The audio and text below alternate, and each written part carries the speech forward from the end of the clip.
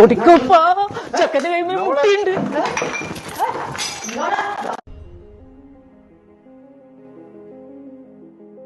ഉമ്മ പാപ്പ ഉപ്പ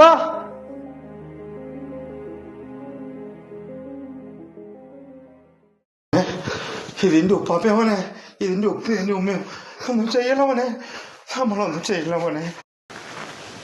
ഞാനെന്ത് ചെയ്യാന്?